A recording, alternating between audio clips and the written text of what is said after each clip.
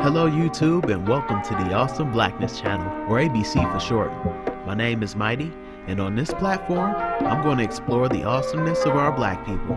That's right, whether you're big or small, celebrity or civilian, anywhere in the world, if you're awesome, you're featured here. And it's time to drop another nugget.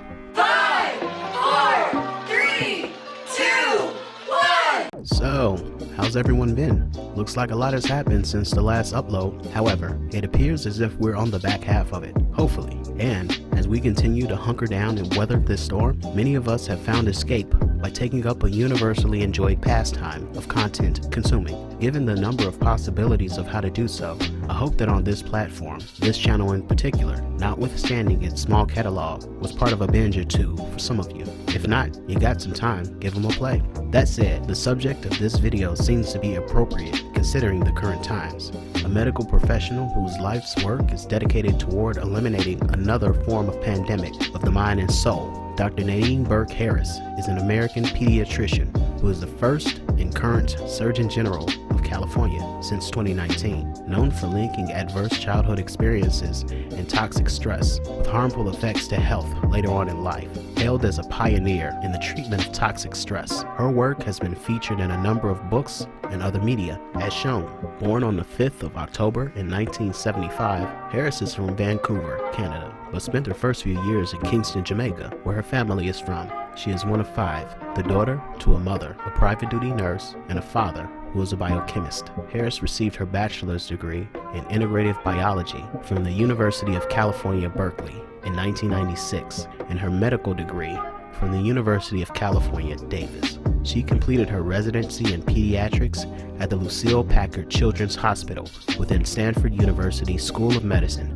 After earning a master's degree in public health at Harvard University and doing her residency training at Stanford University in 2005, she became the founder and medical director of the Bayview Child Health Center, set up in a vulnerable neighborhood in San Francisco, California. It was around this time that she noticed a disturbing trend as she treated local children, that many of them who came to see her had experienced childhood trauma. She began studying how such exposure to adverse events affect brain development as well as a person's health as an adult. That's when it essentially clicked with the physician, as in 2008, after reading The Relationship of Adverse Childhood Experiences to Adult Health, Turning Gold into Lead by Vincent J. Felitti, Harris realized that her patients' traumatic experiences were having a negative impact on their present and future health. From 2010 to 2012, Harris, along with the following colleagues, founded the Adverse Childhood Experiences Project in the Bayview Hunters Point neighborhood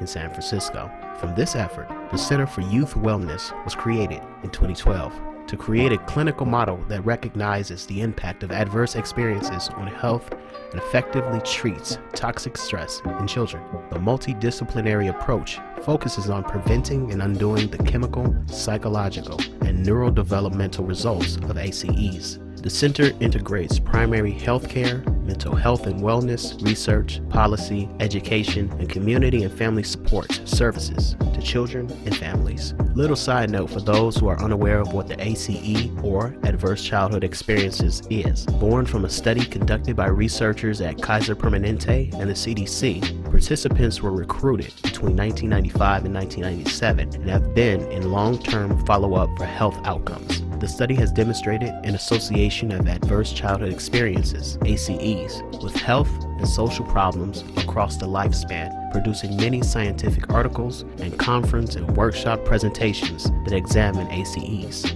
There's a test you can find online to determine your ACE score, composed of 10 yes or no questions, which asks if any traumatic life events like abuse, neglect, household dysfunction, etc. happened to you before the age of 18. I'll link this in the description for anyone curious to see what their score is. But the gist goes like this: the rougher your childhood, the higher your score is likely to be, and the higher your risk for later health problems. To be fair, the test is just a guide and doesn't take into account mitigating factors such as positive persons and events that also happen along the way, which builds one's resilience to trauma. Additionally, the active work one does on oneself Thus, there are people with high ACEs who do remarkably well. It's all about ownership and accountability. Pity parties only lead to destruction. In 2014, Dr. Harris was selected as speaker at a TED Talks event entitled TED Med in San Francisco. Her talk, How Childhood Trauma Affects Health Across a Lifetime, has reached over 2.8 million viewers on TEDTalks.com. In 2018, Harris released her first book, The Deepest Well, Healing the Long-Term Effects of Childhood Adversity. On January 21st, 2019, California Governor Gavin Newsom appointed her as the state's first Surgeon General. She was sworn in on February 11th, 2019. She is also an advisory council member for Hillary Clinton's eponymous foundation's Too Small to Fail campaign. Dr. Harris is married to Arnold Harris, founder, chief executive, and chairman of Recurrent Energy, a San Francisco-based developer of solar power projects for utilities and large energy users. Together, they have 4 children, 2 stepsons from Arnold's previous relationship, and 2 more sons between them. So what makes her awesome as a parent? You know, I could focus on the groundbreaking position she's assumed and how this is a good look for my daughters, nieces, and girls of colors around their age. I mean, it's important, don't get me wrong, but frankly, it pales in comparison to the work she has committed herself to. I don't have to look too far outward to get a scope of how true this ACE theory really is. Working in the school system, it has opened my eyes to a lot of things. You know, I've watched my peers who were brought up in perhaps not the best of circumstances bring children into this world who now continue their cursed generational cycle, and many of whom seem to be oblivious not only to the social ramifications but also the personal health issues as well. You know, I'm glad to see that us as a people are slowly shedding the stigma of seeking mental health, because a lot of the physical ills are a manifestation of what first begins in our head and what is seated in our spirit. But we still got a long way to go. You know, this current pandemic is as minor as the flu's annoying little cousin, or as major as pneumonia on your worst day. It's depending on who you ask. However, one thing that resonated with me is what Chris Cuomo stated about how to handle it, and I'll let him summate. Here's what I've learned. Here's the secret to kicking this virus. It's not a pill or a potion. It's about your will and devotion. The virus wants us to lay down. COVID is banking on you doing nothing. You have to fight. And not in some silly metaphorical way. This isn't about like channeling Rocky or Eye of the Tiger.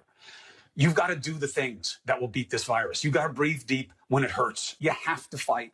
This is truth on so many levels, because essentially, you know, after doctors have exhausted all their medical and scientific knowledge and all the current breakthroughs in technology and pharmacology have been applied, it's up to the person being treated to join in the fight. More often than not, if they will themselves to be healed, so they are. And I say that to say this: Dr. Harris's devotion to going deeper into a patient in an effort to heal the root cause of our ills is beyond commendable, and what she'll ultimately be known for. I mean, her novel, Black History Making Appointment, is just a cherry on the top, in my personal opinion.